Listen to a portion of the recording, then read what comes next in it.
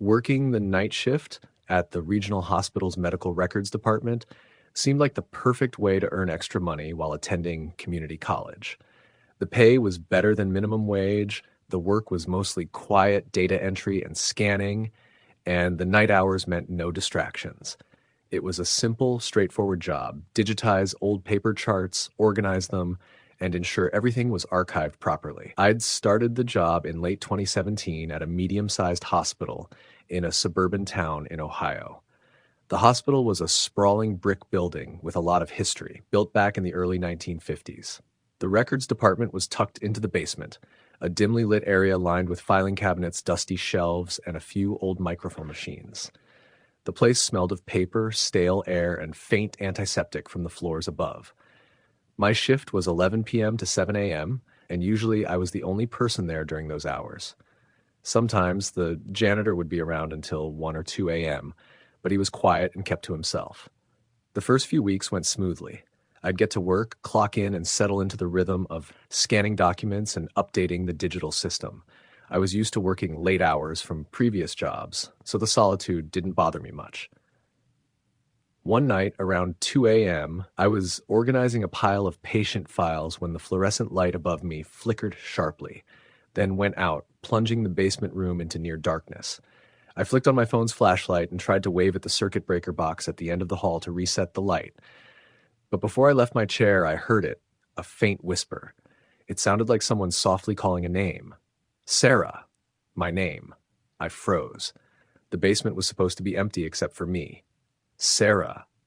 It came again, softer, almost pleading. I called out, "Hello? Is someone there?" No answer. I grabbed my phone and shone the light down the hallway leading to the janitor's closet and restrooms. Nothing but shadows. I told myself it was the wind moving through the air vents, or maybe the sound of the heating system. I flipped the light switch again, and the fluorescent bulb flickered back on. Trying to shake the unease, I went back to sorting files. About an hour later, I heard the whisper again, but this time it was louder, closer. "Sarah, help me." It wasn't a voice I recognized, but there was an unmistakable sense of desperation. I looked around, heart pounding. The air felt suddenly colder, like the temperature had dropped sharply in the basement. The hairs on the back of my neck stood up. I started to pack my things, thinking maybe I was imagining things and just ready to call it a night. Then the scanner I was using switched on by itself. No one was around. The machine hummed loudly and scanned a blank sheet of paper. I yelped, backing away. My phone buzzed. A message. No caller ID, no number, just text. Don't leave. My hands shook as I stared at the screen. I quickly powered down the phone, stood up, and headed toward the stairs. As I walked through the hallway, I heard footsteps behind me. Not heavy, not slow, but quick and light, almost like someone running but trying not to make noise. I stopped, turned around. No one. Only empty hallways and the faint hum of hospital machines far above. The feeling of being watched didn't go away as I climbed the stairs. When I got to the ground floor, the main hospital area was dark and empty, except for a lone nurse's station where a tired-looking woman was checking charts. I asked if she'd heard anything strange in the basement. She gave me a worried look and said, "Sometimes at night, people say the old wing, where they used to do surgeries, still has echoes. It's been closed for years, but folks say you can hear whispers and footsteps. People have quit their night shifts here because of it." I nodded, thanked her, and headed to my car. For days after, I avoided going back to the basement, but I needed the money, so I returned. The whispers continued, sometimes clearer, sometimes barely audible. One night, I stayed late until 8 a.m. after everyone had left. I was alone, packing up the last boxes of charts to send to storage. Suddenly, I heard a low moan coming from the adjacent storage room. It was a deep, guttural sound, like someone in pain. I tried to ignore it. The door to the storage room creaked open slowly, just enough to see a dark figure standing there. I blinked hard. The figure vanished. I ran out of the basement and didn't look back. That was the last time I worked there. A few weeks later, I found out the hospital had a tragic history. The old surgical wing, since closed and abandoned, was where a massive fire had broken out in the 1960s, killing several patients and staff. Some bodies were never recovered. Some say the spirits of those lost still linger in the hospital's basement. I believed them. Because every night shift after that, when I lay in bed, I still heard whispers. Sometimes they called my name. Sometimes they pleaded for help. Story the end. Working the night shift at a 24-hour convenience store in a small town outside Pittsburgh was not what I had pictured for myself when I was younger. I had taken the job mainly because I needed money fast, and the night shift was the only one available. The place was old and worn out with flickering fluorescent lights and a constantly broken air conditioner that hummed louder than the old stereo system playing low-quality pop songs. Most nights were boring, just me restocking shelves, ringing up customers, and occasionally chasing off someone trying to shoplift. But some nights, something felt wrong. I was about 6 months into the job when it first started happening. It was around 1:30 a.m., and the store was empty except for me. I was wiping down the counter when I heard the doorbell jingle, like someone had come in. I looked up, but no one was there. I thought maybe it was the wind or some glitch in the sensor. I kept working, but a little unease crept in. Over the next few weeks, I noticed odd things more frequently. The lights would flicker in one aisle, but when I checked, nothing was there. The security camera monitor would momentarily glitch, showing static, then a blurry figure appearing and disappearing quickly in the background. Sometimes I'd hear soft footsteps behind me, but when I turned around, the aisles were empty. One night, around 3 a.m., I was doing my usual restocking in the back aisle near the storage room when I heard a voice whisper my name. It was faint, like someone breathing the words just behind my ear. I spun around, flashlight in hand, but saw nothing but empty shelves. My heart was pounding. I told myself it was just exhaustion playing tricks on me, but it shook me. I mentioned some of the weird noises to my manager, Mike, but he just laughed it off. Store's old, man. Creaks and groans, nothing to worry about. But I could tell he hadn't worked the graveyard shift himself. One night, the strangest thing happened. I was closing the register, alone, and the phone behind the counter rang. I jumped, startled, because it was past 4 a.m., and nobody was supposed to call the store that late. I picked up the receiver. "Hello?" I said, trying to keep my voice steady. There was heavy breathing on the other end. Then a raspy voice whispered, "You shouldn't be here." I slammed the phone down, heart racing. I called Mike right away, but he didn't answer. I was alone. After that, I started paying closer attention to the security cameras. I reviewed footage from the past few nights and saw something chilling. A shadowy figure standing near the back entrance, sometimes just barely visible in the dim light, watching the store. The figure didn't enter, but it never moved away. I told Mike again, but he still shrugged it off. Probably some drunk looking to scare you. I decided to ask my coworker Jenna, who worked the evening shift, if she'd noticed anything strange. She hesitated, but admitted that she sometimes heard whispering when she was alone late at night, but she thought it was just her imagination. One particularly cold night in December, I was alone when the power went out suddenly. The entire store plunged into darkness except for the emergency exit signs casting a faint red glow. I grabbed my flashlight and tried to call for help on the store phone, but there was no dial tone. Then I heard it. Slow, deliberate footsteps from the aisles behind me. I swung the flashlight toward the sound, but again, no one was there. The air grew colder, and I could see my breath forming in the beam of the flashlight. My skin crawled. I wanted to run, but my legs felt frozen. Suddenly, I heard a whisper right next to my ear, "Leave now." I dropped the flashlight. It clattered to the floor and went out. I scrambled to find it, hands shaking, but when I looked up, the aisle was empty. I ran to the front door and tried to open it. It was locked. I pulled the emergency release, and the door clicked open. I bolted outside into the cold night air, gasping for breath. The power came back on shortly after I called the emergency line from my cell. The manager told me to take the rest of the week off and see a doctor if I felt stressed. I felt shaken, but the strange experiences didn't stop. A few weeks later, I worked the night shift with Mike himself. He wanted to see what I had been so freaked out about. Around 2 a.m., the doorbell rang, but no one was there. We checked the parking lot, empty. Suddenly, the intercom by the register started cracking with static, then a whispering voice came through. Mike's face went pale. "Did you hear that?" he asked. Before I could answer, the lights flickered violently, then shut off again. We were plunged into darkness. Mike swore and pulled out his phone. But it wasn't working either. We heard footsteps approaching, but no one was visible. The temperature dropped sharply, and we both could see our breath. The whispers grew louder. "Get out! Get out!" We grabbed a flashlight and ran toward the back door. As we reached it, the door slammed shut behind us with a force that shook the building. We got outside and locked the door behind us.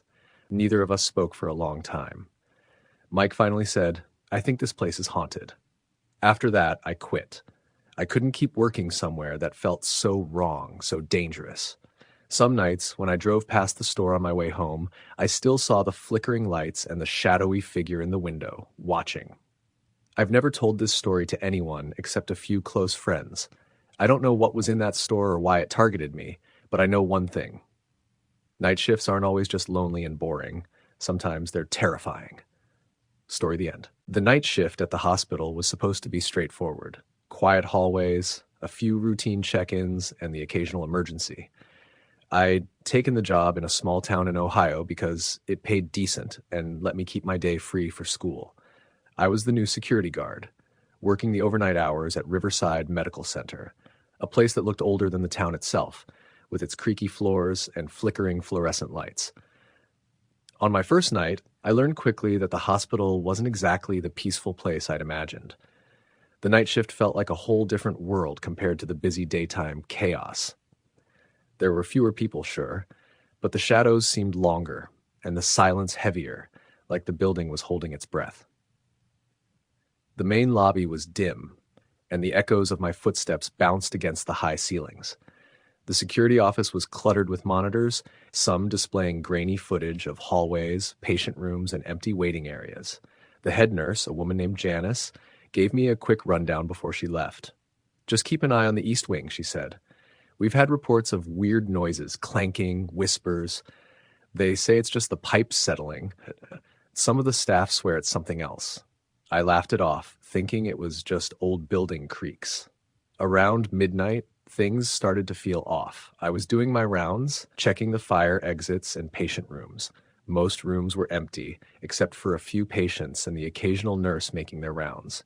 When I got to the East Wing, the place felt colder, despite the thermostat reading normal. The lights flickered again, and I heard a soft tapping sound coming from one of the rooms. I stopped outside the door and listened. It sounded like fingernails on the wall, slow and deliberate. I knocked lightly and called out, but no answer. I shrugged and moved on, telling myself it was probably just a patient restless from the medication or maybe even a maintenance worker. But as the night went on, the noises grew stranger. There was a low murmur of voices near the nurse's station, but when I looked, it was empty. Sometimes I caught glimpses of movement in the corner of my eye, a shadow darting just out of sight. The cameras picked up nothing unusual. Around 2:30 a.m., I was sitting back in the security office, eyes glued to the monitors. One camera showed the hallway outside the East Wing. Suddenly, the image wavered like static, then froze. The screen flickered and went black. The hallway light also went out, plunging the corridor into darkness. My heart started racing. I grabbed my flashlight and headed down the hall. The tapping noise was back, louder now. I moved cautiously, the beam of my flashlight cutting through the dark. As I passed the last patient room before the stairwell, I heard a voice whisper my name, faint, breathy, but unmistakable. I spun around but found no one. Trying to keep calm, I called out, "Hello? Is someone there?" The only reply was the hum of the building's ventilation system. When I reached the stairwell, I glanced down and saw a figure at the bottom, a woman in a hospital gown, pale and motionless. I called out to her, but she didn't respond or move. I shined my light, and as I did, she slowly lifted her head. Her eyes were completely black, no whites, just empty darkness. I stumbled back, heart pounding, and when I looked again, she was gone. I rushed back to the security office and checked the camera feeds. The hallway lights had come back on, and the corridor was empty. The frozen camera feed was working again. I told Janice about it the next morning, expecting her to laugh it off. Instead, she looked pale.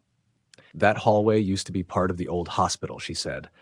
"Before they built the new wing, a nurse died there under strange circumstances. Some say she never left." I quit the night shift a week later. I still wake up sometimes, hearing faint whispers calling my name. Story the end.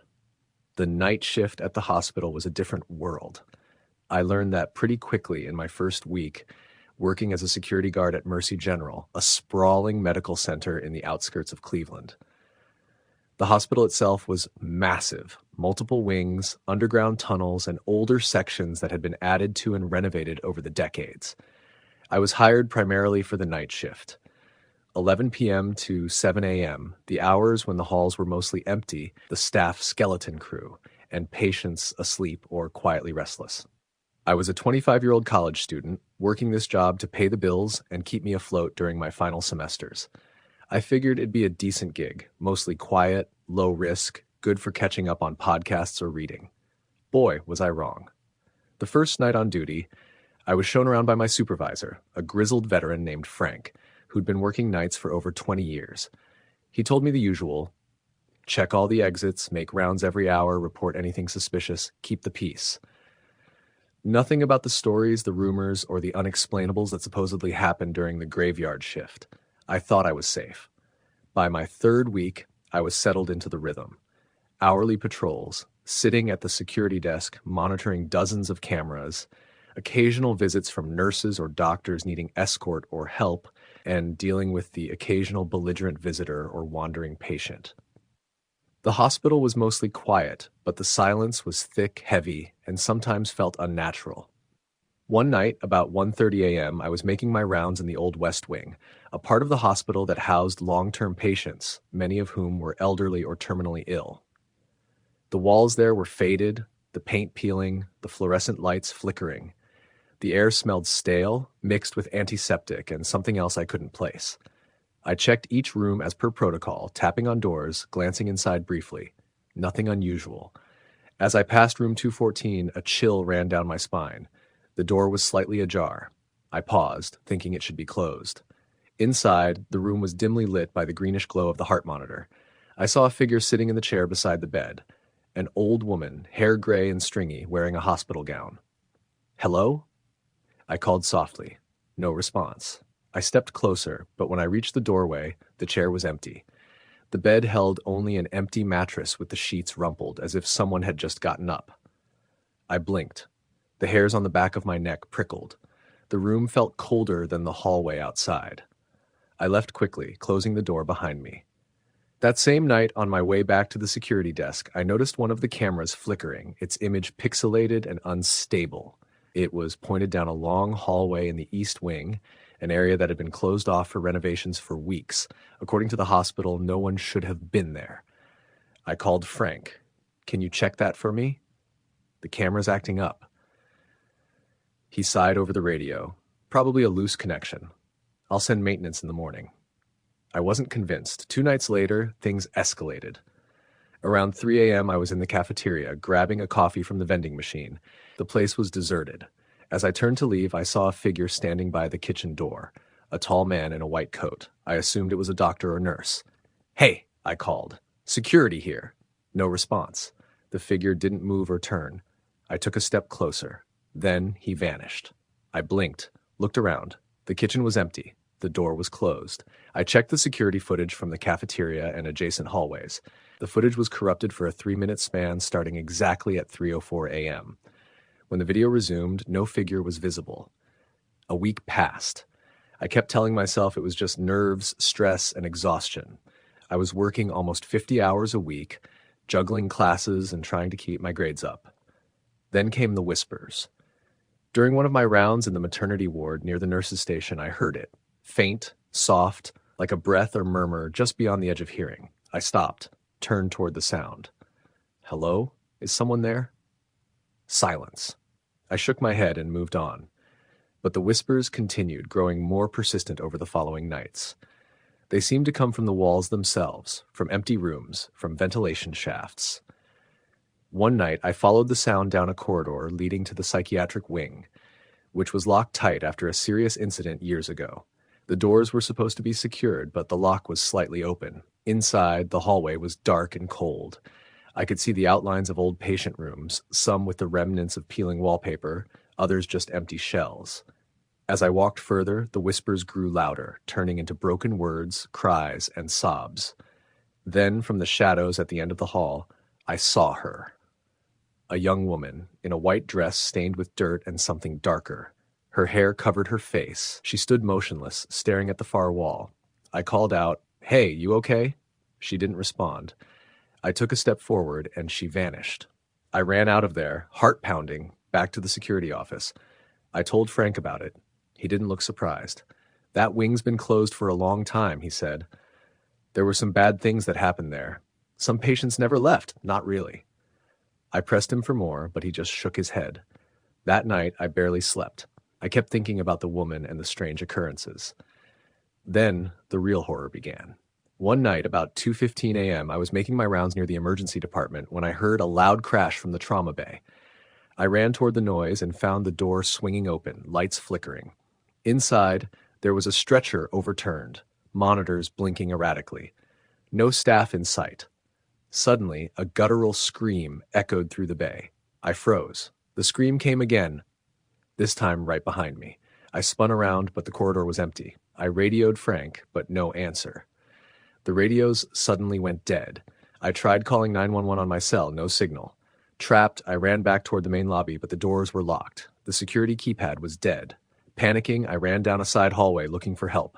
Then I heard footsteps behind me. Slow, deliberate, I turned quickly. Nothing. But then a cold breath on my neck. I screamed and sprinted toward the stairwell. I slammed the door shut behind me, locking it tight. I sat on the floor, heart pounding, listening. No footsteps, no voices, only silence. After what felt like hours, the radios came back to life. Frank's voice crackled over the speaker. "Are you okay? The doors are back online. Head to the lobby." I ran down and found the doors unlocked. The hospital was quiet again. The next day, I called in sick. I couldn't go back. When I returned a few days later, Frank was gone. Rumor was he'd quit suddenly. No explanation. I handed in my resignation the week after. But sometimes I still get calls from Mercy General's security desk. Static, breathing, faint whispers. I hope I never have to go back to that night shift again. Story the end. I started working the night shift at a small hospital in upstate New York in late 2019, just before the pandemic started. I was a patient care technician, mostly doing rounds, assisting nurses, and monitoring vitals. The shift ran from 11 p.m. to 7 a.m., and while I didn't mind working nights, I preferred the quiet, honestly. There was always something about that hospital that felt off. Not in a superstitious way at first, more like how an old building carries its weight in the air, the way the fluorescent lights flickered slightly, and the vents let out faint groans that sounded like someone sighing down the hall. You tell yourself it's just old pipes and weird air circulation. The hospital was a 5-floor facility, but at night, we usually only staffed the ER, ICU, and 2 med-surg floors. The 5th floor had been shut down for years.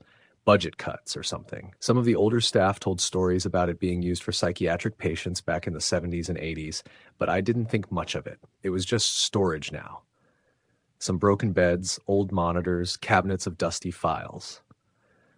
My second month on the job, I was scheduled with Sharon, a seasoned nurse who'd been there for over a decade. She was no nonsense, funny in a dry way, and didn't scare easy. I liked working with her because she always had your back. One night around 3 a.m., I was doing rounds on the 3rd floor, just checking on vitals and emptying catheter bags when Sharon radioed me. "You busy?" she asked. "Just finishing up room 302, I said. "Swing by the nurses' station when you're done. I need you to do a quick errand." When I got there, she looked annoyed. "The ER just called," she said.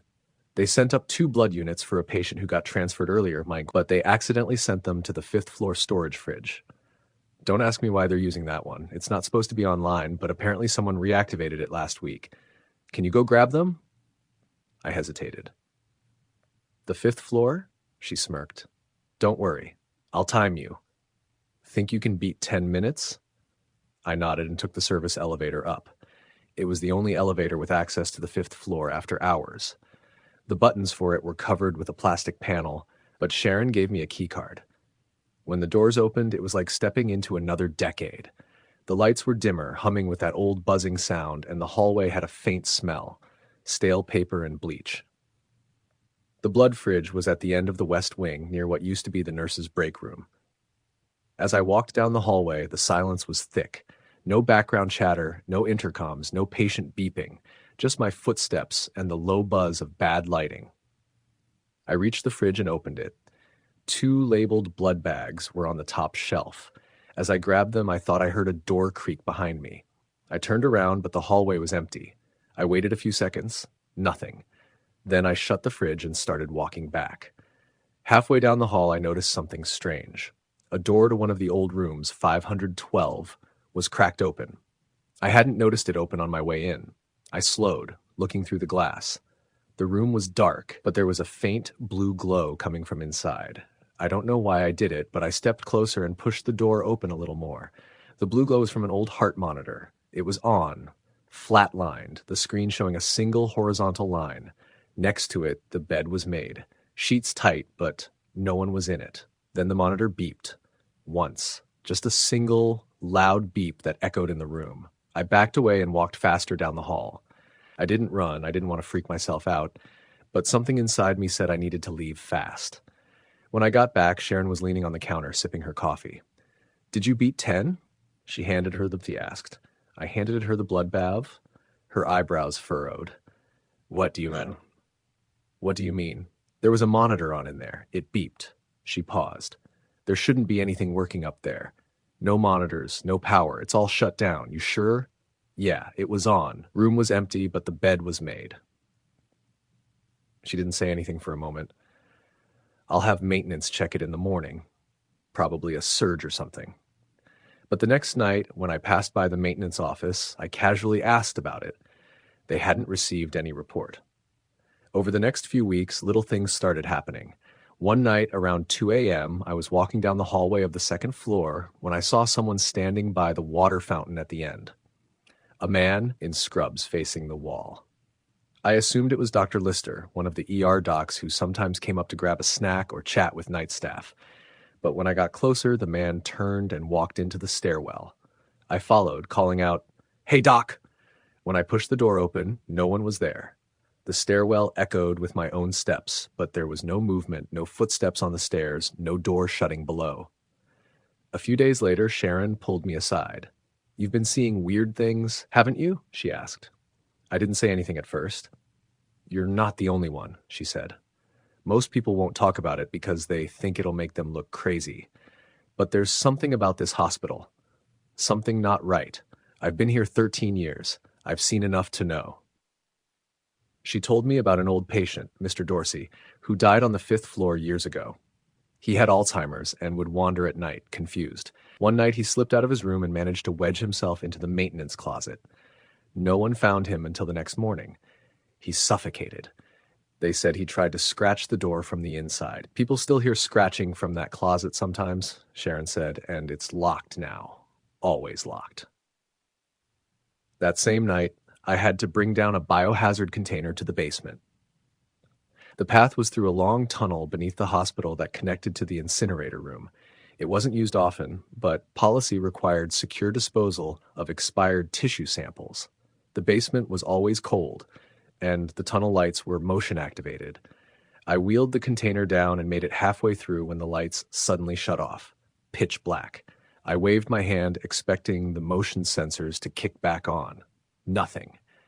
My chest tightened. I pulled out my phone, turned on the flashlight, and scanned around. About 20 feet ahead, just barely in the edge of the light, was a figure standing perfectly still. No movement, no sound. Just a human silhouette.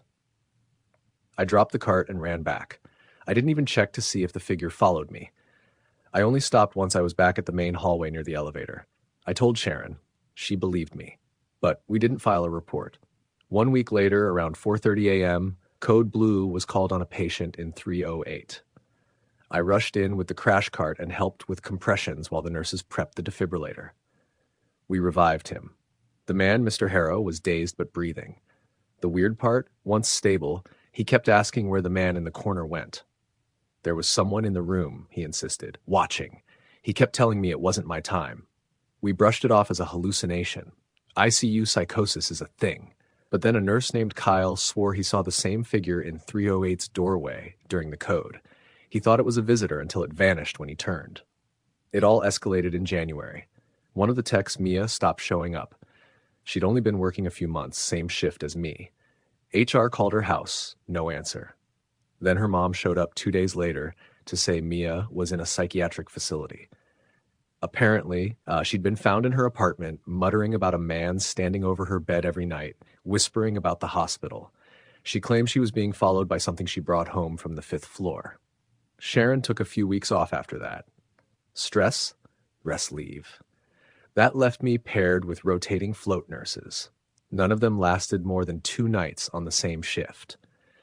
It all came to a head for me one night in March. I was alone for about an hour during shift change. Sharon was out again, and my nurse partner, Lisa, was assisting in the ER. I had to run some vitals for a patient on the 3rd floor, but on my way back, I noticed the elevator panel was acting up. The lights were flickering, and the floor display was jumping, 3, 5, 2, 5, 5. Then the elevator arrived. The doors opened, and no one was inside. I hesitated, then stepped in. The moment the doors shut, the lights cut out completely, and the panel beeped as it climbed. Floor 4, floor 5. When it stopped, the doors opened to the 5th floor. Everything was dark, not dim, pitch black. My phone light barely illuminated more than a few feet in front of me.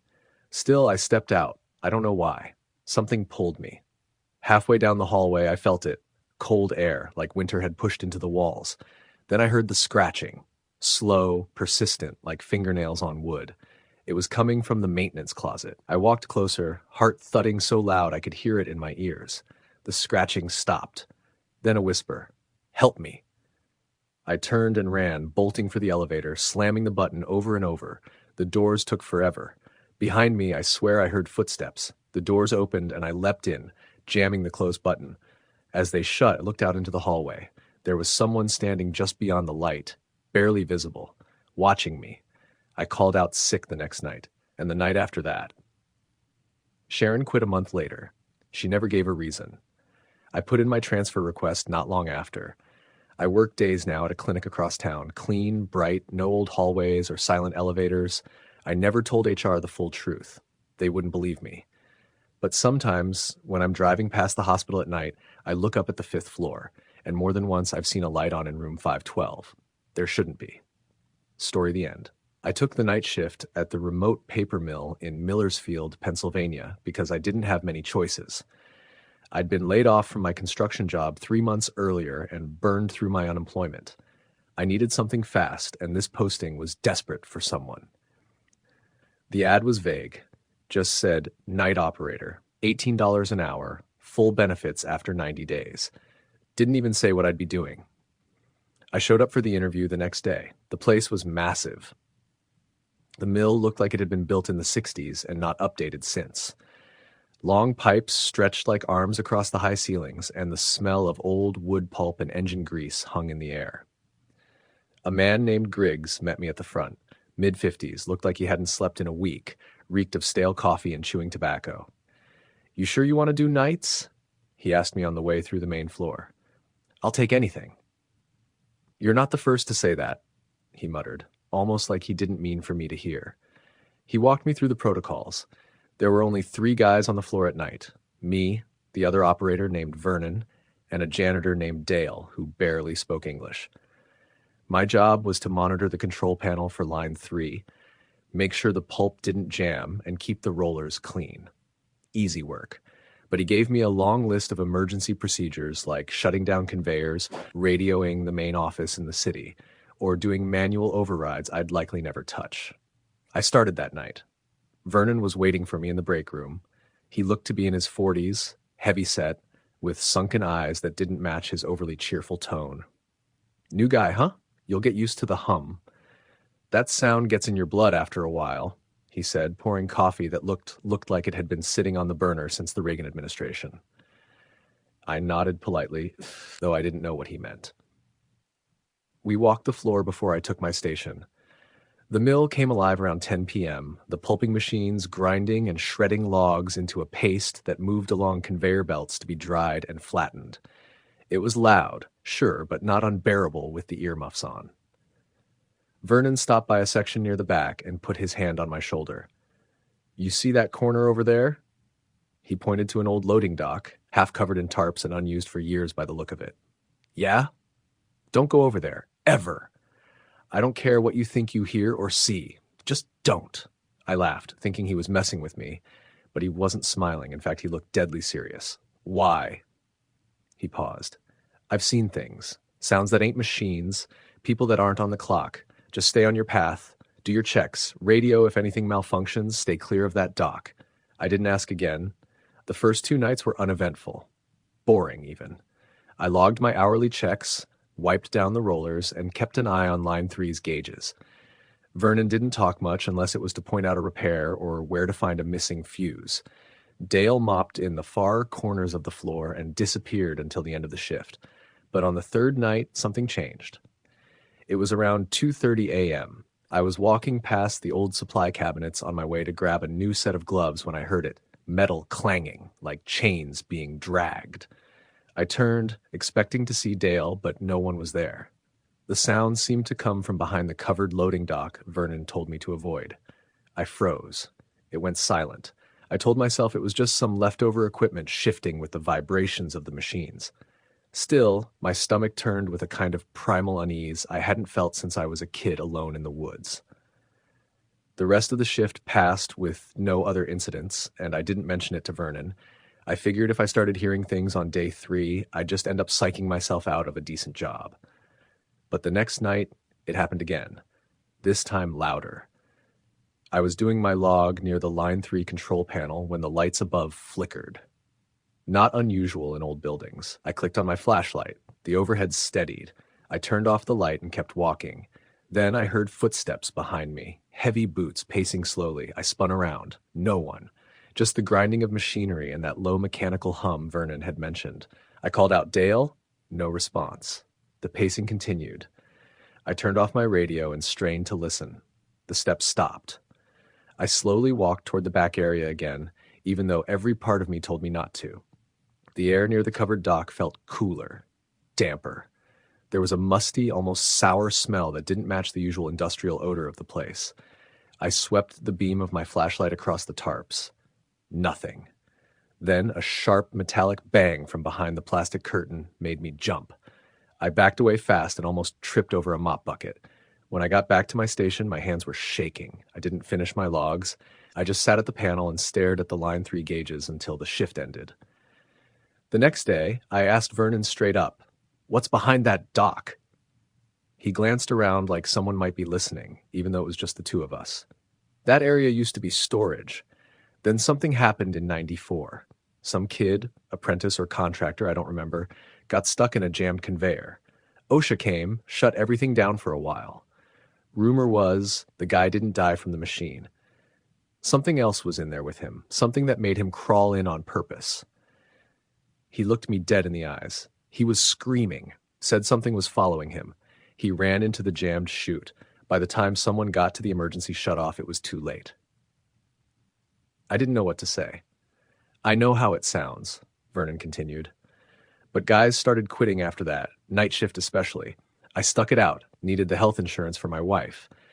But you start to notice patterns, the cold spots, the missing tools, the sound of voices in areas that are supposed to be sealed off. He paused. Don't go back there. I mean it. I didn't. Not for the next 3 nights. But on my 7th night, I lost radio contact with Dale. He always checked in every hour, even if just a few words. Around 1:45, his line went dead. I tried calling. Nothing. Vernon was on break, out in the parking lot, smoking. I figured Dale had just left his radio somewhere, maybe went to the bathroom. I started looking for him. I found his mop abandoned near the freight lift. A wet trail led back toward, of course, the old dock area. I should have gone to get Vernon, should have called the site manager. But something in me, stupid pride or panic or guilt, made me go back there alone. I pushed the plastic tarp aside with the mop handle and stepped inside. The air was ice cold. I could see my breath. The space was huge, mostly empty. Stacks of old pallets were covered in dust. A few half-broken shelves still stood, and an ancient forklift sat in the corner like a forgotten carcass. I called out for Dale. Then I heard whispering. It wasn't coming from my radio. It was close, almost like it was circling me. Help! Help! I turned in place, my flashlight shaking in my hand. Then I saw something move between the shelves. Not a person. Not quite. It looked like a man, but stretched unnaturally tall. Its limbs were too long, joints bending wrong. I only caught a glimpse before it vanished behind a stack of crates. I backed up slowly. The whisper came again, right behind me. "Don't leave me." I turned, and there was nothing. I ran. I didn't stop until I reached Vernon outside. I must have looked like hell because he didn't even ask what was wrong. He just said, "You went back there, didn't you?" I nodded, still trying to catch my breath. He handed me a cigarette, even though I didn't smoke. I took it anyway. "Did you see Dale?" he asked. "No. He'll turn up. They always do. Not always. Right." The next night, Dale returned. No explanation, no apology.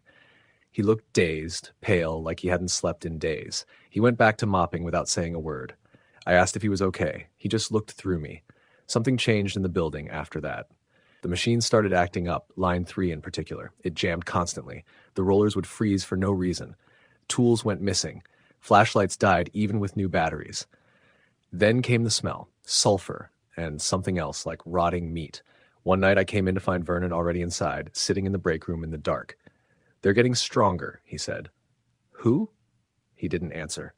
That shift, the alarms went off on all lines. Panels flickered. Vernon said to stay at my station no matter what. I heard screaming that night, clear, human screaming. But when I radioed to check in, no one answered. Not Vernon, not Dale. I almost walked out, but I stayed. Somewhere around 4:15, the floor fell silent. All machines stopped. Total blackout. I sat in the dark for what felt like hours. When the lights came back, Vernon was gone. I found his radio, still crackling near the old dock. He never came back to work. They said he quit. I know better. I left the job a week later. I still hear the hum sometimes when everything else is quiet. When I close my eyes at night, I see that tall thing watching from the shadows behind the dock. I don't think it's done with me. Story the end. Working the night shift at the hospital was supposed to be a temporary thing.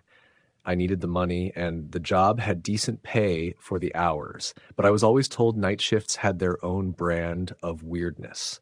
I never believed it until my 3rd week on the job. I was a transport aide, meaning my job was to move patients between departments, assist nurses with simple tasks, and make sure no one wandered off during the quiet hours. The hospital was old, a brick building that had been expanded a few times since it was first built in the early 1900s. At night, the halls were almost empty except for the occasional nurse or orderly. The quiet was oppressive, thick with the hum of fluorescent lights and the distant beeping of machines. One night, around 1:15 a.m., I was wheeling an elderly patient back to her room after her dialysis. The floor was deserted except for a cleaning crew finishing up a late-night deep clean near the ER. As we passed the ICU wing, the overhead lights flickered briefly, and I caught a glimpse of a figure standing just inside the glass window of one of the rooms. The silhouette was small, like a child, but when I blinked, it was gone. I asked the patient if she saw it. She just smiled and said, "Oh, honey, you have to get used to the night here. The hospital has its ghosts." I laughed it off, but the words stuck with me. Later, on my break, I sat in the empty cafeteria scrolling through my phone when I heard a faint tapping behind me. I turned to see nothing but the cold rows of tables and the flickering lights above. The sound repeated, a slow, deliberate tapping like fingernails on metal. I stood up, the hairs on the back of my neck standing on end, and walked toward the kitchen. The sound stopped. A week later, I was alone in the radiology department, waiting for a patient to arrive. The room was dimly lit, the machines humming softly. Suddenly, the intercom crackled on, and a voice whispered my name. The voice was faint and distorted, like a radio struggling to get a signal. I looked around but saw no one. I called out, but no answer came. The voice came again, more urgent this time. I grabbed my phone and called security, but the line was dead. Frustrated, I left the room, but as I walked down the hallway, I felt icy cold breath on my neck. I spun around, but again, nothing.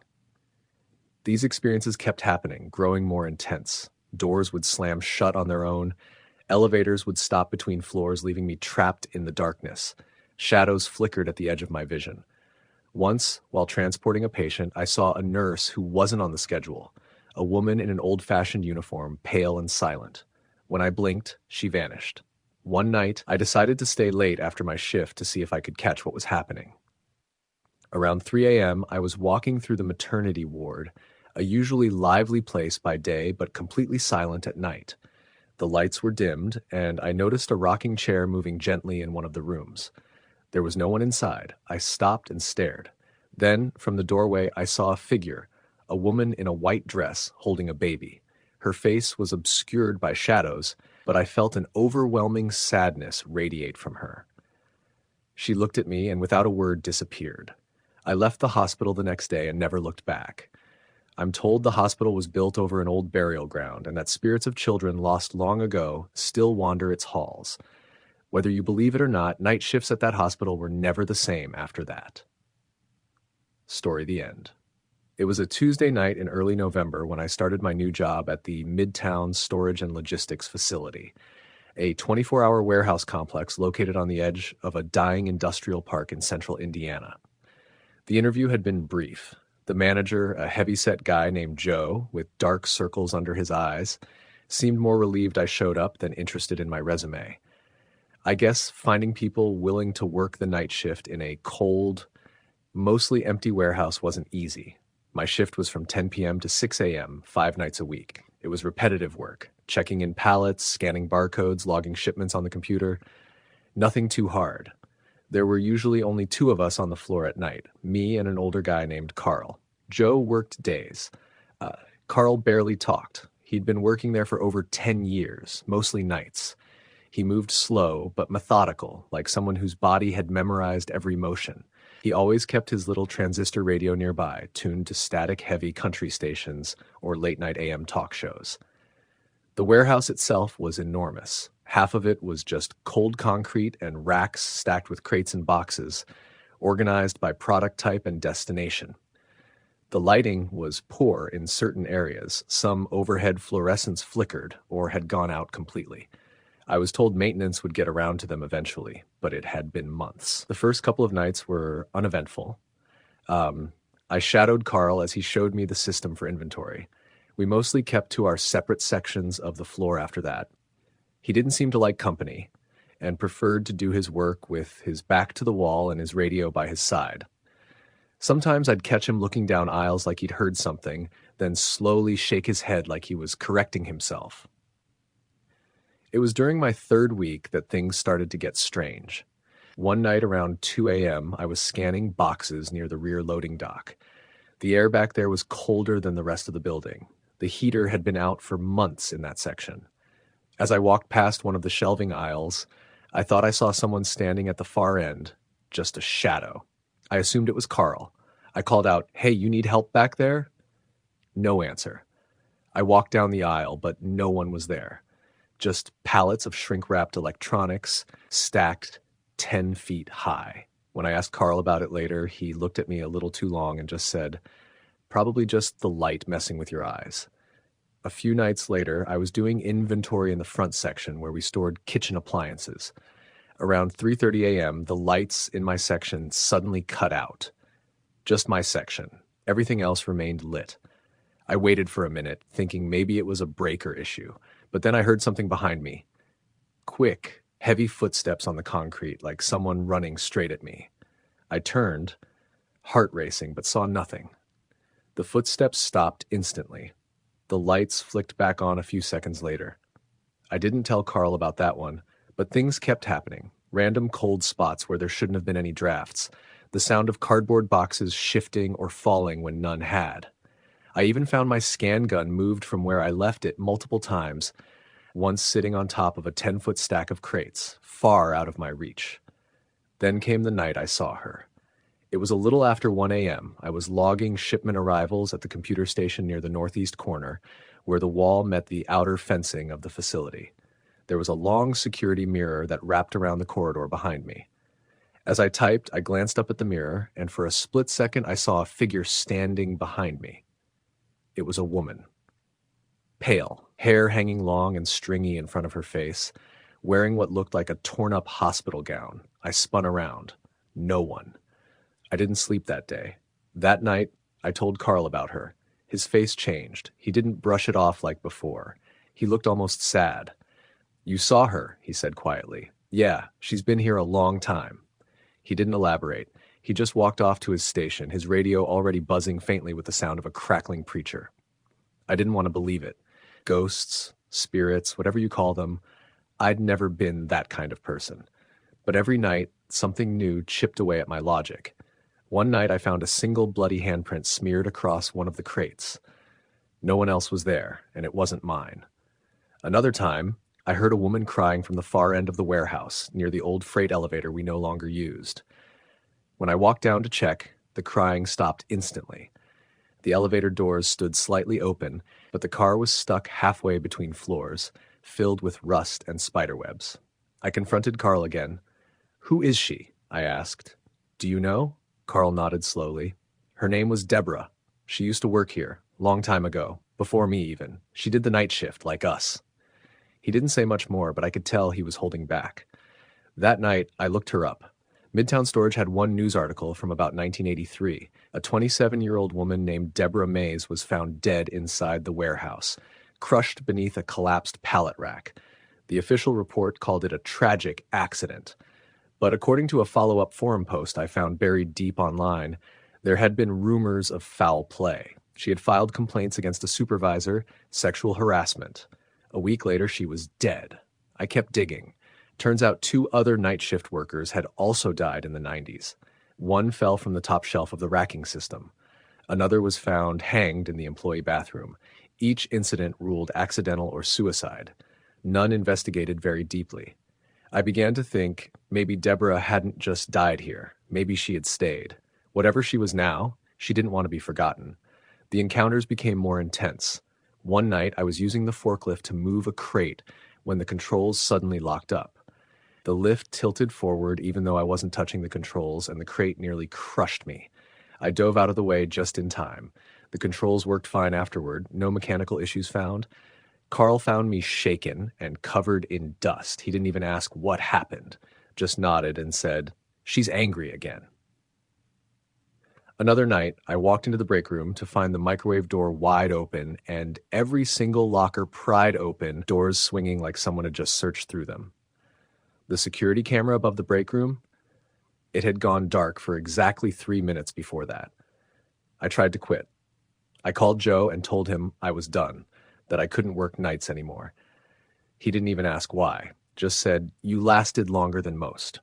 That stuck with me. I asked him what he meant. "You think you're the first one who's seen her?" he said. "You know how many people have left this job mid-shift, just walked out, and never came back?" I stopped asking questions a long time ago. But I didn't quit. I don't know why. Maybe I felt sorry for Deborah. Maybe I was too deep into it now. The last major incident happened about 2 weeks later. Carl hadn't shown up that night. That alone was strange. He'd never missed a shift since I started.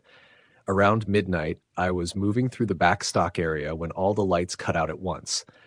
The emergency lights failed to come on. I was in pitch darkness, save for the faint red glow of the exit sign above the rear dock. Then I heard it. Footsteps. Slow, deliberate, not echoing like Carl's boots. Softer, barefoot. They came closer. I froze. I couldn't move. Then, from just a few feet away, I heard breathing. Shallow, but labored. Like someone had been crying. My flashlight was clipped to my belt. I reached for it slowly, trying not to make a sound. I clicked it on, and the beam fell on her. Standing no more than 6 feet away, a woman with sunken, hollow eyes, skin like wet paper. Her hair was soaked, matted, her gown clinging to her like she'd just pulled herself out of water. Blood dripped from her hands. Her mouth opened slightly, and I heard something, not words, more like a wheeze. I stepped back. She raised her hand and pointed toward the far corner of the warehouse. Then she vanished. I didn't sleep that day either. That evening, when I came in for my shift, there were police at the warehouse. They had taped off a section in the back corner, near where Deborah had pointed. They'd found Carl. He was dead. Heart attack, they said, slumped over near the old freight elevator. But the strange thing was the message carved into the wall behind him. Deep gouges, like from a metal rod or knife. It said, "Help her." That was the last night I worked there. I turned in my badge and never looked back. Sometimes I wonder if she's still there, walking the aisles of that warehouse, waiting for someone else to see her, maybe wanting justice. Or maybe she just doesn't know she's gone. But every now and then, when I pass by the industrial park late at night and see those dim, flickering lights in the windows, I wonder if anyone else is listening to a faint weeping between the racks or catching a glimpse of her reflection in the security mirror. Story the end. I worked the night shift at a hospital in rural West Virginia for just under a year. I was a custodian, mostly mopping halls, disinfecting rooms, taking out trash, and staying out of the way of nurses and doctors. It wasn't glamorous, and it wasn't always clean, but it paid decently, and I liked the quiet of working when everyone else was asleep. The hospital was small, one of those older brick buildings with 3 floors and a basement. Most of the action happened during the day. At night, it was skeleton crew, 2 nurses on the main floor, 1 or 2 in the ER, and me. Occasionally, a doctor would stick around, but usually it was just us. There was one area of the hospital that always made me uncomfortable, though, the East Wing on the 2nd floor. That wing had been shut down for years. From what I gathered, it used to be part of the psychiatric unit. Rumor was they moved those patients to a more modern facility an hour away, but no one liked talking about it. All I knew was that the hallway lights were always dimmer there, and the air felt colder, even in the summer. My shift started at 11 p.m. and ran until 7 a.m. I'd usually get in, clock in downstairs near the boiler room, and get my cart ready. Then I'd make my way through the 1st and 3rd floors, saving the 2nd floor for last. Not because I was lazy, because I didn't like being near that damn wing. And I wasn't the only one. The nurses avoided it too. I once saw Marlene, a tough old nurse who had worked at the hospital for 25 years, freeze when someone jokingly asked her to grab something from storage near the old psych unit. "Some doors were meant to stay closed," she said, and her voice didn't sound like she was joking. I'd only been working there for a couple months when things started happening. The first time, I was mopping the hallway near ICU on the 3rd floor. It was around 2 a.m., and I had headphones in, just one ear, to stay aware. I heard the soft creak of a door opening. I turned and saw the door to supply closet 3C slowly swing open. No one was around. The air wasn't moving. I stared at it for a while, half expecting someone to walk out laughing, but nothing happened. I pushed it closed, chalked it up to poor maintenance, and kept moving. The next night, it happened again. Same door, same slow, silent creak. No air draft, no footsteps, nothing. I started to get uneasy. I mentioned it to Randy, one of the security guards who made hourly rounds. He laughed it off at first, but got quiet when I told him it was 3C. "That closet faces the old wing," he said. "It's probably just settling. That part of the building's old as hell." But then he added something strange. "You ever hear knocking up there?" I blinked. "Knocking?" He nodded slowly. "Sometimes I pass by that hallway, and it's like someone's tapping on the windows, but there's nothing out there except a 2-story drop and the parking lot." I didn't want to ask any more questions. One Thursday night in November, we got a snowstorm. Wind howled all night. The hospital was quieter than usual. No new admissions, just a couple of patients on the main floor. Around 3 a.m., I was near the nurses' station on the 2nd floor, refilling the sanitizer bottles when the intercom buzzed.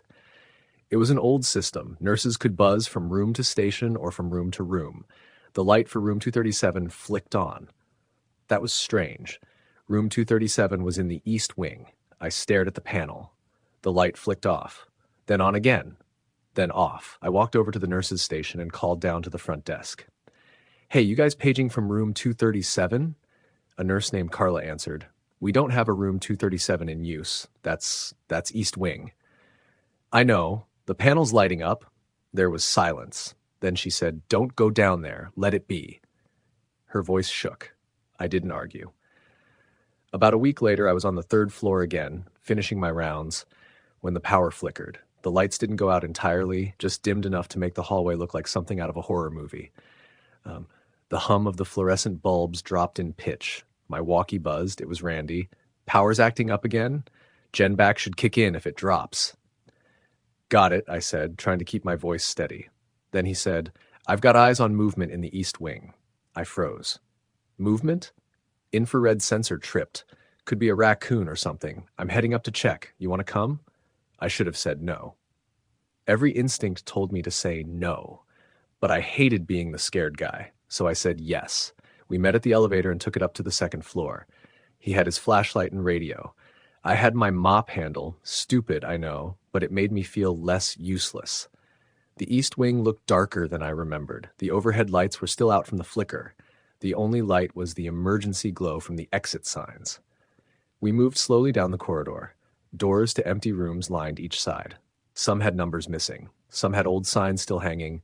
Seclusion room, therapy room A, things like that. The air smelled stale, like mildew and old paper. About halfway down, we heard it. Footsteps, soft, uneven, like someone dragging a leg.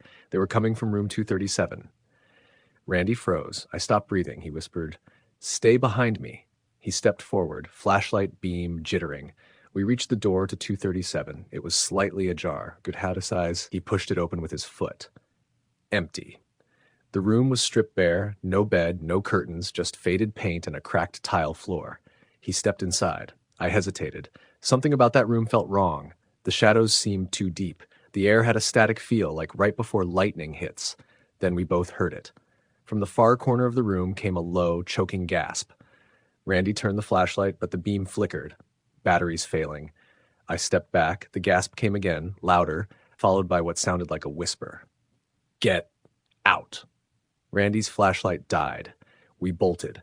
Full-on sprinted down the hallway, down the stairwell, and didn't stop until we were back in the lit portion of the hospital. We didn't speak for a long time. Eventually, Randy said, "Don't ever go in there again. I don't care what lights up or who calls from where." I nodded. After that, things got worse. Sometimes the intercom would buzz with garbled static, and if you listened closely, it sounded like someone was crying. Once, I walked past the elevator on the second floor and saw a reflection in the metal doors. Someone standing behind me. When I turned, no one was there. Carla told me a story one night. She said back when the psych unit was still active, a patient named Lenny hung himself in room 237. He wasn't violent, just withdrawn. The nurses said he never spoke. One night, they found him hanging by a bedsheet, and no one had heard a sound. After that, patients in nearby rooms complained about whispers. Staff reported hearing knocks from inside locked rooms. After a while, the hospital shut the unit down. Officially, it was budget cuts. Unofficially, too many people were scared to go near it. My last night at that job was in February. I'd put in my notice after Randy quit. He just stopped showing up. No call, no text. I think he'd seen something worse than what we saw in room 237. That final shift, I went about my duties like normal. Cleaned the ER waiting room, took out trash in the maternity wing. Around 3:30 a.m., I was on the second floor, finishing up. I told myself I'd never go near the east wing again, but something pulled me. I don't know what it was, curiosity, maybe, or just a sick sense of closure. I walked to the edge of the corridor. The lights buzzed above, and for a moment, everything felt still. Then the air changed. Cold swept across my skin. I looked down the hallway, and at the far end, just outside room 237, I saw a figure, tall, thin, wearing a hospital gown. Its head was tilted too far to one side, as if the neck had been broken. The face was gray with deep black eye sockets. It lifted one hand and slowly raised a finger to its lips. Shh! I turned and ran. I don't remember making it to the stairwell. I don't remember clocking out. I just remember running until the night air hit my face and I was outside. I never went back. A few weeks later, I heard the hospital finally sealed off the east wing completely. Steel doors. Cameras removed. No more access. I drive past that hospital sometimes. It's still standing, still operating. I wonder if new staff know the stories. If they've heard the whispers, seen the lights flicker, or felt the air grow heavy at 3 a.m., I still have nightmares sometimes. And every now and then, in the early morning hours, I wake up to the sound of tapping. 3 soft knocks, just like the ones Randy heard. Story the end. It was 2019, around mid-October, when I took a second job at a privately owned medical storage facility just outside of Spokane, Washington. My first job was at a grocery store, but I needed extra income to help pay for my wife's surgery. She had a rare autoimmune disorder that wasn't fully covered by insurance, and bills were stacking up fast. When I saw the ad for a night shift security monitor at a place that stored unused or decommissioned hospital equipment, I applied immediately. The job paid $19 an hour, which was much higher than minimum wage, and the hours worked well with my schedule, 10 p.m. to 6 a.m., 5 nights a week. The facility was a converted warehouse surrounded by a perimeter fence with barbed wire and a security booth by the front gate. I didn't need to patrol or carry a weapon. All I had to do was stay in the control room and watch a dozen live feed monitors that showed different corners of the building, the hallways, and a few parts of the outside perimeter. Occasionally, I had to log entries into a binder or fill out basic reports if something triggered the motion sensors. The guy who trained me, Rick, was a short, heavily built man in his mid-50s who said he'd been with the company nearly 8 years. On the first night, he walked me through everything, showed me the binder system, the badge-in, badge-out process, and how to reset the motion sensors. He was matter-of-fact, but near the end of the shift, he turned oddly quiet. He stared at the monitors for a few seconds, then glanced at me and said, "If you hear something that doesn't make sense, like someone calling your name or whispering, ignore it. Don't go looking for it. Just wait a minute. It'll pass." I thought he was joking. He didn't smile. I asked, "Like what, mice in the vents?" He said, "No, not mice." That was all he offered before he tapped the control panel, told me I'd get the hang of it, and left through the back door. My first few nights were quiet, cold, boring, and uneventful. I read some paperback novels, brought coffee in a thermos, and listened to podcasts to keep myself from nodding off. The place smelled like bleach and rust. Occasionally, I'd see a raccoon scurry by the perimeter fence or hear wind pushing against the building's side. One time I spotted what looked like a fox darting behind a dumpster, but nothing alarming ever happened. Until night 7. Around 3:15 a.m., one of the interior motion sensors triggered a silent red flash on the panel. It was in the hallway labeled Wing B, Surgical Storage. That wing held unused operating tables, surgical lamps, anesthesia machines, and other hospital equipment stored for resale. I checked the monitor feed from that hallway. It was dim, the overhead fluorescence giving off a sickly flicker, but I didn't see anything out of place. Still, protocol was protocol, so I noted the incident and reset the sensor. About 5 minutes later, the same sensor tripped again. This time I saw a shadow move, just a faint shift, like someone walking past the end of the hall. I rewound the feed 10 seconds. There it was again, a figure, tall, walking slowly, but the camera caught only the back half of it, and not clearly. I picked up the facility phone and called Rick. He didn't answer, so I left a voicemail explaining the repeated triggers. Then I did what I shouldn't have. I left the control room and walked toward Wing B. The hall smelled like disinfectant and something else I couldn't place, like wet copper. I moved quietly, my flashlight pointed low. The motion sensor panel on the wall was blinking red. I shined my light down the corridor and saw nothing. But as I took another step, I swear I heard a footstep behind me. I whipped around. Nothing. Then I heard it. A soft, raspy whisper. It said my name. Eric. I froze. No one knew I worked here except my wife and Rick. The whisper came again. Eric. It was coming from behind one of the storage room doors. The doors had small, rectangular glass panes, and I moved toward the one where I thought I'd heard the voice. Inside was a room filled with gurneys and old IV stands. The overhead light was flickering like something out of a bad horror movie. I pressed my face close to the glass and cupped my hands around my eyes. In the corner of the room, half obscured by surgical curtains, stood someone. Not just a shadow. Someone. They were facing the wall, completely still. My throat dried up instantly. I didn't know what to do. I took a step back, trying to keep my breathing under control, and turned to walk away. But the door creaked open behind me. I hadn't touched it. When I looked back, the door was ajar, but the figure in the room was gone. The room was empty. I stumbled backward and ran straight to the control room. I locked the door, checked every monitor, and stared at that Wing B camera feed for the next hour. Nothing else moved. Nothing tripped. I didn't write it up in the report. The next night, I came in dreading the shift. Rick had left me a sticky note that read, "We all see things eventually. If it gets bad, I'll get you reassigned." What the hell did that mean? That night, around 2:47 a.m., the hallway leading to Wing C started flickering on the monitors.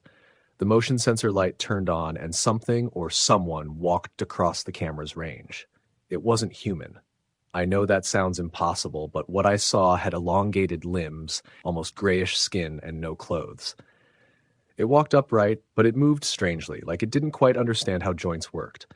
It paused, cocked its head at the camera, and disappeared into the darkness. The feed glitched, only for that camera. The others were fine. I didn't leave the room. I didn't even breathe. The next 2 nights were quiet again. But on night 11, all the monitors in the control room went black for exactly 5 seconds. The lights didn't go out. Power didn't surge, just the monitors. Then they came back on, and on the screen that showed the hallway closest to my office, I saw something I'll never forget. A man in a hospital gown, soaked in blood, dragging an IV pole behind him. He was barefoot, his head shaved, and his mouth open unnaturally wide, like it had been ripped open at the corners. He wasn't walking, he was twitching forward like something was yanking him by invisible strings. Then he vanished. Just blinked out of existence. I threw up in the waste bin and called Rick again. This time he answered. He didn't sound surprised. All he said was, "Don't quit at night. Wait until morning. Don't leave while it's dark." I asked, "What is this place?" He sighed. Some of that equipment came from places where things went wrong. Bad surgeries, deaths. Hospitals sometimes cover that stuff up, but whatever happened, it left a mark. This warehouse, it stores more than just gear. I asked, "How are you okay with this?" He said, "I'm not, but I've got debts too." After that, I started bringing a small cross and my wife's scarf to hang on the control panel. It was dumb, but it made me feel safer. For about a week, things calmed down. Then the nightmares started. I'd fall asleep during the day and wake up sweating, thinking I was still in the warehouse. I'd dream of being strapped to a surgical table, a buzzing overhead light blinding my eyes, and shadowy figures murmuring in a language I didn't know. Always the same dream. Sometimes I woke up with dried blood under my nose or scratches on my forearm. I told my wife about the job stress, but not the details. She was recovering well from her surgery, and I didn't want to scare her. Then, one night, the monitor in the loading bay showed something new. A group of people, maybe 5 or 6, all in hospital gowns, standing in a semicircle, staring directly at the camera. None of them moved. They just stood with blank expressions for over 4 minutes. Then the screen went black again. When it returned, they were gone. I wrote it in the log that time, just to keep my sanity. 3 days later, Rick didn't show up for his shift. They said he quit suddenly, no notice, left his badge, his last paycheck, everything. I never got reassigned. The final straw came one night when I heard someone pounding on the control room door. It was loud, desperate. I looked at the monitor. It showed nothing outside the door, but the pounding kept going. Then came the voice. "Help me. Please. I don't want to be here anymore." A female voice, crying. It sounded like my wife. I ran to the door, hand on the knob, and stopped myself.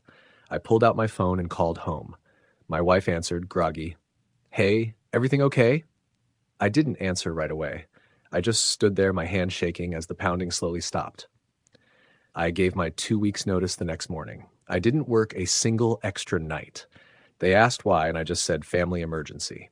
No follow-up questions. I haven't spoken to anyone from that job since. But sometimes around 3 a.m., I wake up from those same surgical nightmares. My wife says I scream in my sleep like I'm being operated on without anesthesia. I still don't know what was real and what wasn't. But I know this. Some places store more than just equipment. Some places hold pain like it's alive, and at night it remembers. Story the end. The night shift at the warehouse wasn't supposed to be anything special. I'd worked a few graveyard shifts before, but this one felt different from the start. I was hired to handle inventory at a distribution center on the outskirts of a small town in Ohio, a place where the sun dipped below the horizon early in the winter, leaving the night long and cold. My job was simple: scan boxes, organize shipments, and make sure nothing went missing. I liked the quiet. The day shift was chaotic. Forklifts zooming by, constant chatter, supervisors barking orders. At night, it was just me and the hum of fluorescent lights. On my 3rd week, things began to change. The warehouse was huge, rows of metal shelves stretching up 30 feet, stacked with boxes I could barely see. Security cameras dotted the ceiling, their red indicator lights blinking like distant stars. There was a break room with a coffee machine and a small restrooms, but the rest of the place was mostly cold, concrete, and shadows.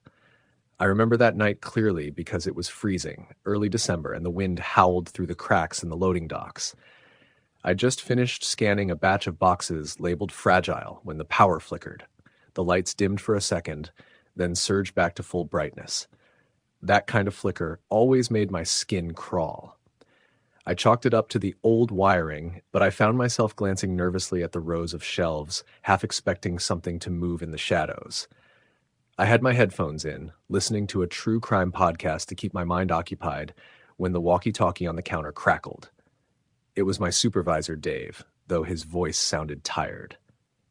"Hey, Mike, you still there? We're having some issues with the loading dock doors on the east side. Can you check it out?" I nodded, even though he couldn't see me, and headed toward the east docks. The warehouse felt cavernous, and my footsteps echoed against the concrete floor.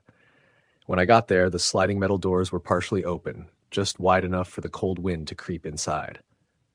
I could see the black night beyond, empty parking lots and faint outlines of delivery trucks. I pushed the button to close the door, but nothing happened. Frowning, I tried again. The motor hummed, but the door didn't budge.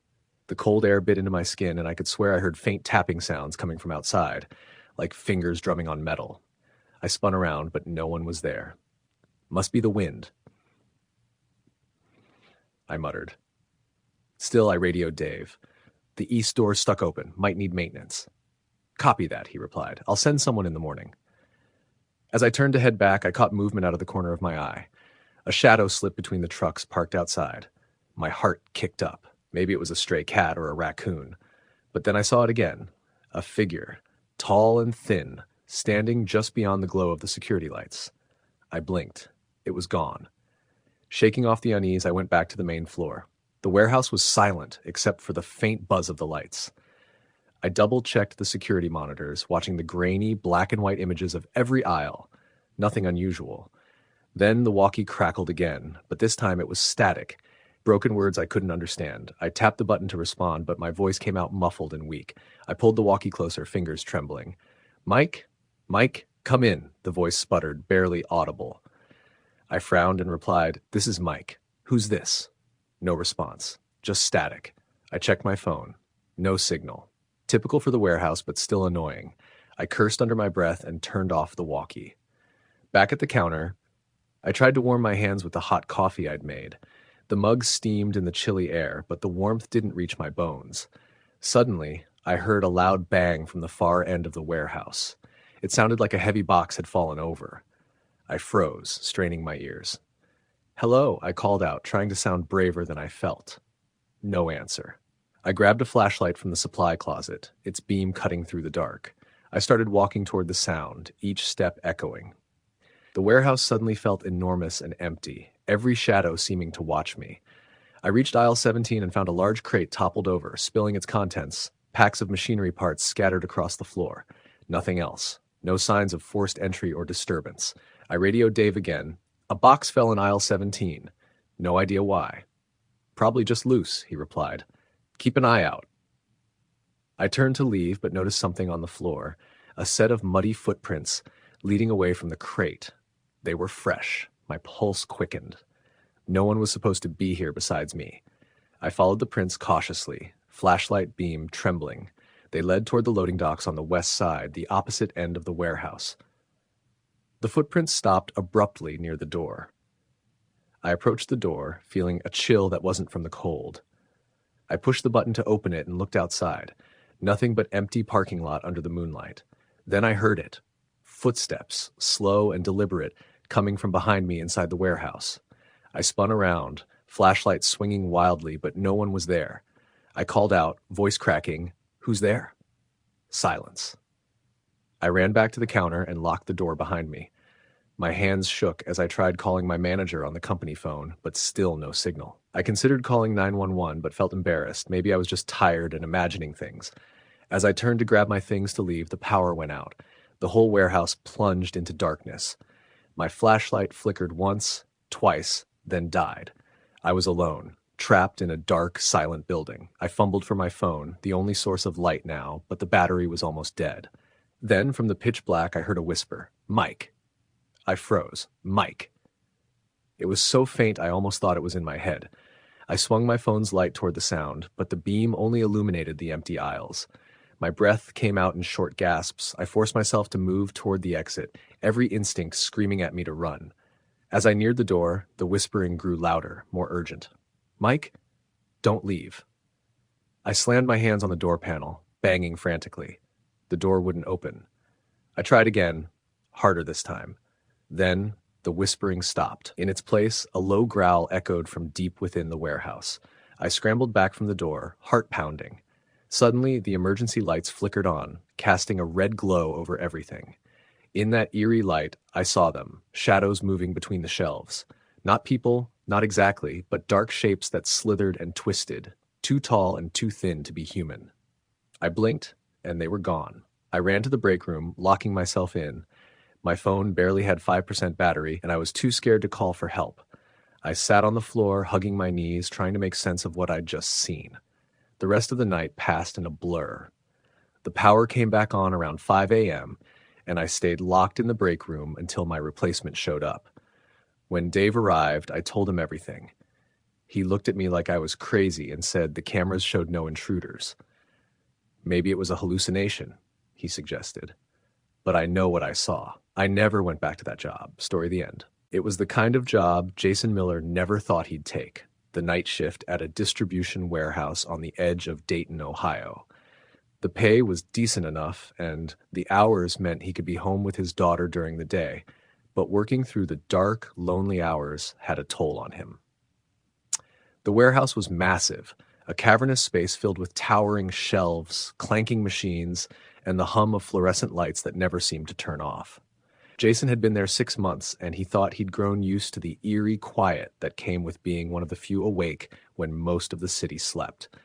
His shift started at 11 p.m. and ended at 7 a.m. The days blurred together, moving pallets, scanning barcodes, loading trucks. Sometimes the silence felt crushing, but he told himself that was better than dealing with people all day. One night in late October, the air felt different. A chill crept through the warehouse that Jason couldn't shake. He'd just finished a run through aisle 17, restocking boxes for a shipment leaving in the morning. He paused near the back of the warehouse by the loading docks to catch his breath. Outside, the wind rattled the big metal doors, and the sky was pitch black except for the pale moonlight. Something about the silence was heavier than usual. Jason reached for his walkie-talkie to check in with Mike, set the supervisor on the next shift, but the device crackled with static. He tried again. Still nothing. His phone had no signal. No surprise, given how far out in the industrial district the warehouse sat. He shrugged it off and started heading toward the break room to grab a coffee from the vending machine. Passing the rows of shelves, he noticed something strange. One of the pallets near aisle 22 wasn't where he'd left it. It was shifted a few feet to the left, somewhat closer to the middle of the aisle. Jason was sure he had stacked it neatly last hour. He frowned, but assumed maybe the forklift driver had moved it during the last shift. A cold breeze brushed past him, causing goosebumps to rise on his arms. He looked around, but the warehouse was empty. No forklifts running, no other workers visible. The sound of the flickering fluorescent lights was the only noise. Jason kept walking, but the uneasy feeling gnawed at him. When he reached the break room, he flicked on the lights. The coffee machine was on, but empty, no water. That was odd. Someone should have refilled it. He muttered, "Great," and poured himself a cup of cold water from the sink instead. Just then, his phone buzzed. A text from his daughter. "Good night, Daddy. Love you." A small smile crossed his face. That message grounded him. He sipped the water and glanced out the break room window toward the loading docks. In the dark, he saw a flicker of movement near the far corner of the yard. His heart skipped. He told himself it was probably just a stray cat or a raccoon. Returning to the floor, he decided to finish up the inventory check near aisle 30 before his break ended. The warehouse was oddly quiet, too quiet. Usually the conveyor belts hummed steadily, but tonight they were silent. He pulled out his flashlight from his belt and clicked it on. The beam cut through the shadows. He noticed again that some of the boxes along the aisle were not stacked properly. Some had shifted as if someone had been there. But he was alone. His breath quickened. The hairs on the back of his neck stood up. Then a faint sound echoed, a soft shuffle coming from the far end of aisle 30. Jason froze. The shuffle grew louder, like footsteps. He called out, "Hello? Anyone there?" No answer. Just silence. He started moving toward the noise, flashlight trembling in his hand. The beam fell on a dark shape between the shelves. It looked like a person crouched down, but the shape moved oddly. Too stiff, almost like a mannequin. Jason blinked and the figure disappeared. His heart pounded. He shook his head, telling himself he was imagining things. Night shifts did strange things to the mind. He hurried back toward the main corridor, trying to calm down. Then, from the corner of his eye, he caught something again. A shadow slipping behind the pallets near aisle 22, where the shifted box had been. He turned sharply, but saw no one. His phone buzzed again, this time a call. He answered quickly. "Jason?" The voice on the line was panicked. It was Mike, the day supervisor. "Mike, you're not supposed to be on yet. What's up?" "There's been a break-in. Security called it in. Someone was spotted inside after hours. They're sending the police now." Jason's stomach dropped. "Where exactly?" "Near the back docks. I just wanted to warn you. Be careful." "Thanks, Mike. I'm already here." Jason hung up and took a deep breath. He knew the warehouse's back area was vulnerable. The loading docks faced a poorly lit alleyway. He pulled out his phone and tried to call security, but no answer. He moved slowly toward the docks, flashlight sweeping over the pallets and crates. Suddenly, a sharp noise came from the far corner. A loud bang, like a metal pipe hitting concrete. Jason spun around. His flashlight flickered. He blinked, and there it was. A figure standing just at the edge of the light, pale face illuminated by the moon. The figure was a man, thin, eyes wide and wild. His clothes were torn, and he was soaked what looked like dirt and grime. Jason's throat went dry. "Hey!" he shouted. "What are you doing here? This place is off limits." The man didn't respond. Instead, he raised a hand slowly, as if to wave, but his expression was empty, almost hollow. Jason stepped back, heart racing. "I'm calling the cops!" Before he could move, the man suddenly lunged forward, then stopped abruptly. Jason stumbled backward, tripping over a loose box and falling hard to the concrete floor. His flashlight rolled away, plunging the area into darkness. He scrambled to his feet, fumbling for his phone, but it slipped from his hand and skittered across the floor, screen cracked and dead. He heard heavy breathing behind him. "Please, don't hurt me," Jason whispered. The man was silent. Then the warehouse's emergency lights flickered on, bathing the room in a harsh red glow. The figure vanished. Jason sat against the cold wall, chest heaving. Minutes later, the sound of sirens pierced the night. Police officers poured in, flashlights cutting through the red haze. Jason described the man, but there was no trace, no footprints, no signs of forced entry. Security footage showed nothing. The cameras had all gone black during the incident. The officers exchanged looks, but said little. Jason was sent home the next day, shaken and unable to explain what had happened. Over the following weeks, he found himself looking over his shoulder, unable to shake the feeling that someone was watching. He even called in sick a few times, claiming exhaustion, but deep down he feared returning.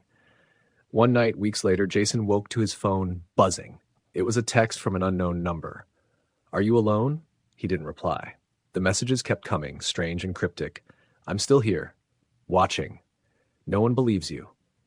Jason changed his number, installed new locks, but the feeling never left. He left the warehouse job soon after, but the nights never got easier. He sometimes wondered if the man he saw was just a desperate intruder, or something far worse. Because on his last night there, Jason swore he heard whispers echoing between the empty shelves, whispers calling his name. Story, the end.